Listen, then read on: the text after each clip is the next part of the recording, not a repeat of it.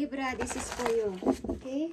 Today is January 8, 2025, guys.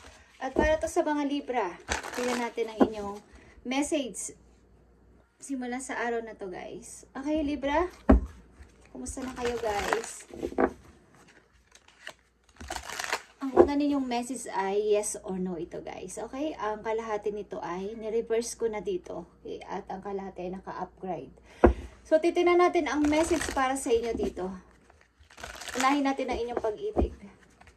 Okay, Libra? Unahin natin ang inyong pag-ibig ngayong January 8, 2025. Okay? Titingnan natin. I need 2 messages lang dito about sa inyong pag-ibig.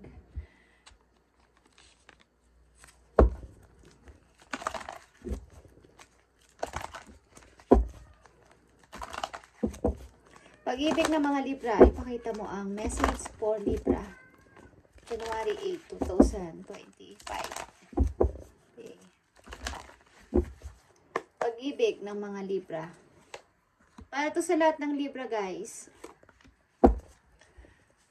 At umpisahan yung lumabas-labas. Ilan sa inyo ay naghahanap ng pag-ibig but hindi naman masyadong lumalabas or nakikipag-communicate sa iba. Kaya titignan natin ang inyong message dito. Okay, yes. You have the answered opening doors access. Okay? Ibig sabihin nito kung may dumarating na tao, like I said, sa buhay ninyo ay inyong papasukin, i-open ninyo ulit ang inyong heart para sa pagmamahal, Libra. Okay, ang answer sa inyo ay yes. Kailangan mong i-open mo ulit ang inyong puso sa pagmamahal. Yeah. Honeymoon is here. Enjoy the bliss of holiday time together. Maaring, ang tao na to ay nagpapahiwatig o magpapahiwatig sa inyo simula sa araw na to. Simula sa buwan na to, may tao sigurong gustong magpakita ng pagmamahal o pag-ibig sa inyo is, why not na hindi nyo ulit open ang inyong puso sa kanya? At i-enjoy nyo yung holiday time together. Okay, Libra? Ang sa message para sa inyo, pag-ibig. Ang sagot din sa inyo ay yes. Trust your feelings, fulfill your heart desire. Magtiwala ka sa iyong nararamdaman. Sa iyong nararamdaman sa puso mo. Kung ito yung nakapagpapapulfill sa iyo. Ito yung taong nagbibigay ng happiness sa iyo. Why not na hindi mo siya itry na kilalanin muna bago husgahan. Okay? And maaaring ang inyong feelings na dalawa ay totoo talaga. Ito ay romantic feelings. Your feelings are real and worth exploring. Okay. Thank you, Spirit. Okay, guys. Kung may nagpapahiwatig sa inyong tao o bagong person o maaaring matagal nang nandyan sa inyong buhay is, why not na hindi nyo i-accept ulit ang pagmamahal niya. Okay, Libra? Yan ang inyong pag-ibig. Sa mga Libra na nandito sa reading, yan ang inyong message about sa pag-ibig. And titignan naman natin ang inyong maaaring situation or paparating na message para sa inyo. Guys, Libra, message mo sa mga Libra, ibigay mo ang tamang mensahe sa mga Libra ngayong January 8, 2025. I need 3 messages dito. Thank you, Spirit. Nakikita nyo ang the sun, guys. Happy ka sa iyong pagiging mag-isa. Ilan sa inyo, happy sa pagiging mag-isa at malaya. May freedom sa lahat ng bagay. Or happy dahil kayo ay totally or finally nakalaya na sa isang relasyon na toxic, sa isang relasyon na mahirap o sa isang situation na mahirap. Okay, Libra? Titingnan natin ang inyong maaaring situation or paparating na mga mensahe dito. At hihingi tayo ng advice para sa inyong situation. Message mo sa mga Libra na nandito sa reading o bibigyan mo ng message today, January 8, 2025. you, Spirit. Yeah. Like I said, kayo ay totally or finally nakalaya na o may mga tao na sumuporta sa inyo para dito na, yeah, Libra, ito na yung time para ikaw ay maging masaya o maging malaya sa sitwasyon na yung kinaharap.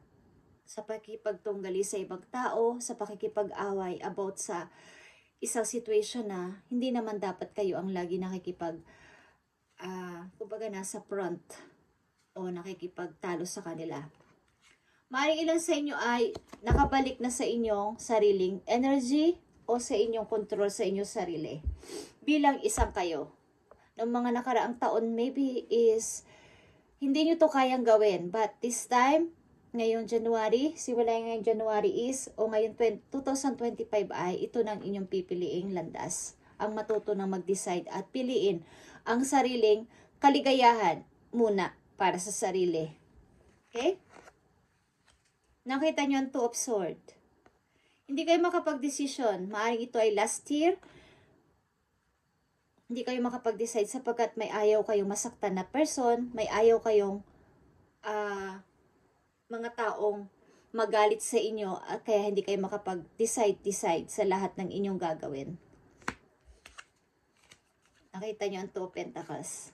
Limbo. Hindi kayo makapag-decide, lalo na sa inyong trabaho o something, tao na inyong pipiliin.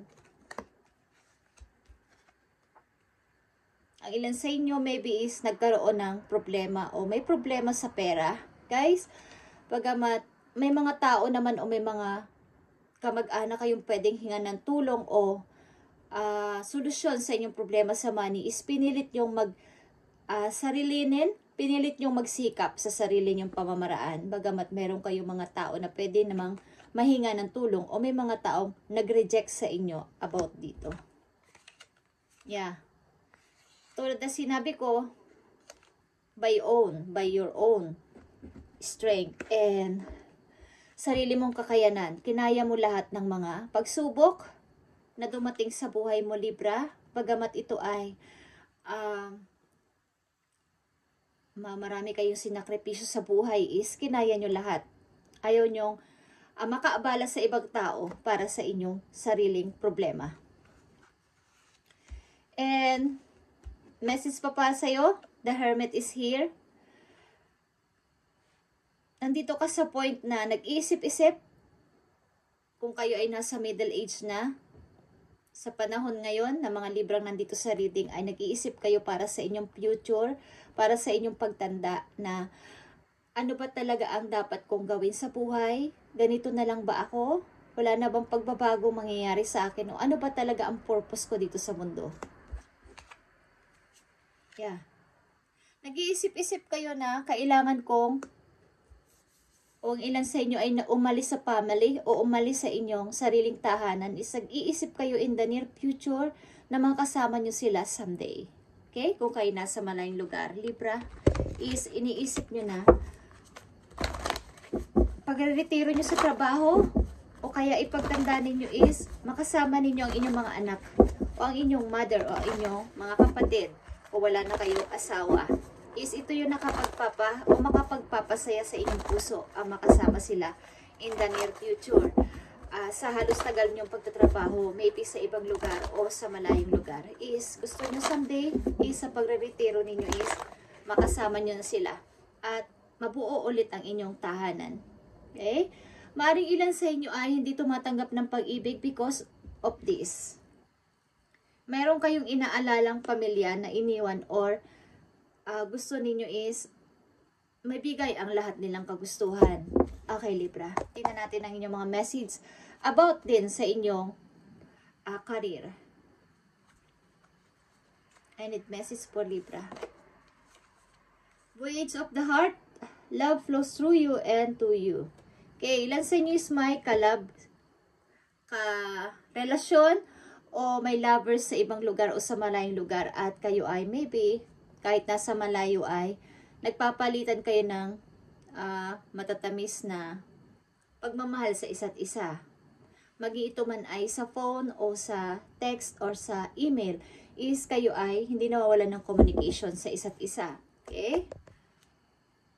Mari ito ay water sign, Libra, Scorpio, Pisces, Cancer. Anong dito mga energy sa iyo is Scorpio, Virgo, Capricorn, Leo, Capricorn din yan, Aquarius. Okay? Tinampan natin ang mga message for you. Nandito ang miracles for you, Libra. Expect the wonders to emerge. Something na mga hindi mo ini-expect na mga bagay-bagay is maaaring paparating sa buhay mo sa mga susunod na araw o buwan, Libra. So maganda ka, okay? Something miracles ito na may pagbabagong mangyayari sa inyong buhay. Okay? Advice mo sa mga Libra nandito sa reading, nabibigyan o gusto mong bigyan ng message ngayong January 8, 2025.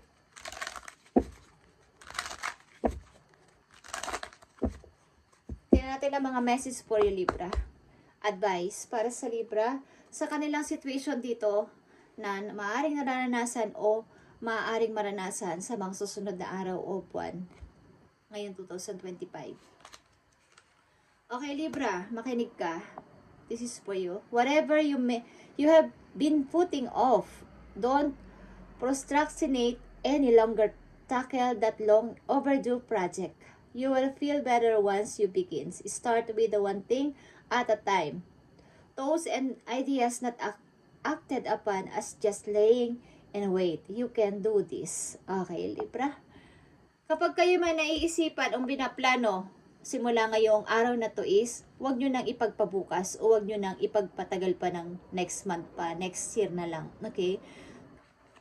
Subukan ninyo, any. Huwag nyong patagalin ito sa inyong na magiging idea na lang sa inyong isip. I-try ninyo kahit na maliit lang na step. Basta nakaka-step kayo ng pakunti-kunti, isa saan ba't mapupunta kayo sa inyong target o sa goal, sa finish line. Okay, kung hindi nyo ito itatry, ang inyong pinaplano o sinusubukan o gustong subukan is walang mangyayari, Libra. Okay? At huwag mo nang patagalin pa. Something na sasabihin sa'yo ng boss mo is sa trabaho, di ba? Mag-o-over do na or tapos na. So, maaring magalit yung boss mo o maaring matanggal ka sa work. So, ito yung pinapayo sa'yo ng iyong mga guides na kapag mayroon kayong plano sa buhay is huwag nyo nang patagalin pa at maging idea na lang. Something na mananatili na lang na imagination ninyo. Kailangan ninyong itry. Huwag na kayong tuloy-tuloy sa paglilimbo o tuloy-tuloy sa pagdadoubt na baka, sana. Okay? Kung hindi try ang isang bagay is hindi nyo malalaman kung kayo ay magtatagumpay o hindi. Kung kayo man ay magtagumpay, mas maganda. Kung kayo man ay hindi magtagumpay, maganda pa rin. Sapagkat magkakaroon kayo ng experience. Next nyong gagawin is meron na kayong experience kesa wala. Okay, Libra? Ito ang inyong message at isa pang message po you. At sa pag-ibig nyo, kung narinig nyo kayo na, sa umpisa pa lang is, i-open nyo ulit ang inyong puso sa pagmamahal sa ilang Libra nandito, sapagkat may tao maybe na gustong pumasok sa inyong puso at nagpapatibok o magpapatipog muli ng inyong puso. At para maging masaya kayo, okay? Ilan sa inyo ay kahihiwalay pa lang o kaalis pa lang sa sitwasyon na napakahirap ng mga nakaraan yung taon o mga nakaraan yung buwan. Isa pang message for Libra. Thank you. Okay, Libra. You need to ignore what everyone else is doing and achieving. Your life is about breaking your own limits and outgrowing yourself to live your best life. You are not in the competition with anyone else. Plan to out to your past, not other people. Something na huwag kayo makipag-competition sa ibang tao. Kung yun sila, yun sila. Kung ikaw ito, ikaw ito. Huwag mo nang ang ilan kasi sa inyong mga Libra na nandito sa reading ay hindi naman masasabing insecure. Kumbaga, mayroong doubt sa kanilang sariling kakayanan na baka hindi ako deserve, baka hindi ako pwede. Pwede, Libra, okay? So, tigilan nyo na ang pagda-doubt sa isang bagay, lalo na kapag kayo ay binibigyan ng opportunity. Okay? Something na may mga pagbabago magaganap sa inyo sa mga darating na araw o buwan. Sapagkat, mayroon kayong gustong patunayan sa inyong sarili. Okay? Kaya ang ilan sa inyo ay sarado ang puso muna sa pagmamahal. Gusto nyo munang maipakita sa inyong mga mahal sa buhay o sa mga anak ninyo na nasa inyong piling. Maybe kayo ang nag-aalaga o nag-support sa kanila kung kayo ay malayo. Is gusto nyong mabigay ang lahat. But ito ay mangyayari. Guys, mangyayari ito. Maaaring hindi pa ngayon, but ito ay sa inyong sarili pagsisikap. Okay? Ang ilan sa inyo ay nireject na mga tao o ayaw nyong ma-reject kapag kayo ay hihingi ng tulong. Kaya pinilit nyong pag-isang makabangon sa buhay. Okay? Tingnan natin pa, Libra, ang maaaring parating na message. Okay. Maaaring parating na message po, Libra. Tingnan natin. I need 2 message lang dito sa paparating na message po, Libra. I need 2 message, please. I need 2 message. Paparating na message sa mga Libra. Ibigay mo ang 2 message dito. Thank you, Spirit. Yeah. Knight of Pentacles, ibig sabihin, time to explore. Ang ibig sabihin nito, huwag kang manatili lang na yung katulad na sinabi ko kanina sa imagination lang at idea lang. Kung plano mong lumipat ng work sa ibang lugar is, why not na hindi mo itry? Nandoon ang swerte mo sa ibang lugar, Libra, at maaaring hinahabol ka ng swerte. Kung magpapalit ka ng work, ilan sa inyo, kung inaano ng kapalaran na kayo ay lumipat ng work, why not na hindi mo itry? Baka nandun ang iyong swerte sa ibang lugar. Okay, paparating na message, tuloy-tuloy ka sa iyong mga pagugos galing sa nakaraan. Ng ilan sa inyo is tigilan ang pag-overthinking at pagbalik o paglingon sa nakaraang mga nangyari sa inyong buhay. Ito ang message sa inyo na maaari ninyong maranasan is tigilan ang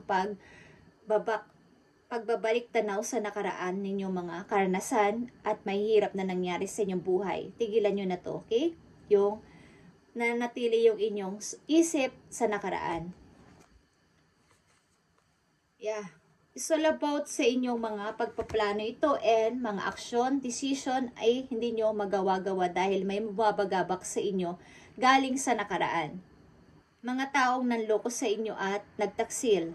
Mga taong kayo ay pinagsinungalingan at ginuha ang anumang meron kayo. Okay, Libra, ito ang inyong message today at i-update natin ito sa susunod na araw, guys. Libra, ngayon ay January 8, 2025 at sana wag nyo nang patagalin pa. Kung kayo ay may mga plano is itry nyo kahit maliliit lang na step o pakunti-kunti para magkaroon ng kumbaga makita nyo kahit papaano ang kahihinatnan kesa wala kayong gagawin. Thank you, Libra, and God bless sa inyo lahat, guys.